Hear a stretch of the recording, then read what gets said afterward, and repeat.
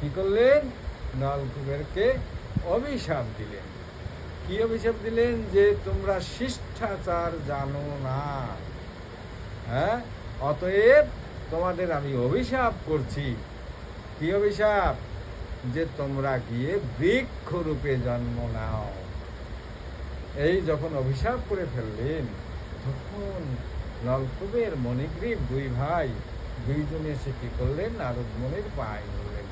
হে নারদমুনি, হে ঠাকুর, হে প্রভু, আমাদের ক্ষমা করুন, আমাদের অনেক অপরাধ হয়ে গেছে, আমরা তো এতটুকু বুঝতে ভাবি নাই, চিন্তা করে বুঝতে পারি নাই, যেহেতু আপনাকে আমরা সম্মানও প্রদর্শন করি নাই, অতএব আপনি আমাদের অভিসম্পাদ করেছেন, এবার অভিসম্পাদের মুক্তির ব্যবস্থা করে দিন।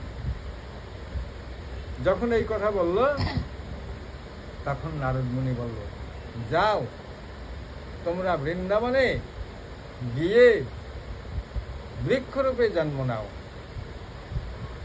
এই অভিসম্পাদ দিয়ে দিলেন।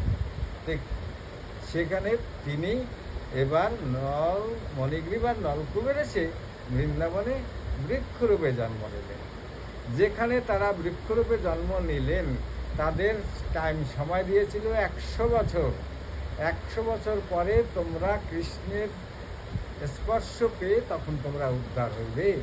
আর এই 100 বছর তোমাদের সম্পূর্ণ জ্ঞান থাকবে, সম্পূর্ণ অনুশোচনা তোমরা করতে পারবে, বুঝতে পারবে, তোমাদের দুঃখ হবে, মনে শোক তাপ সব হবে, কিন্তু কিচ্ছু করতে পারবে না, কেননা তোমরা লক্ষ্যে চলতে পারবে না, সব কিছু। হ্যাঁ, তোমাদের উদ্ধার করার জন্য ভগবান অবতীর্ণ হইবেন। তোমরা গিয়ে সেই গোকুলে বৃক্ষরূপে অবতীর্ণ।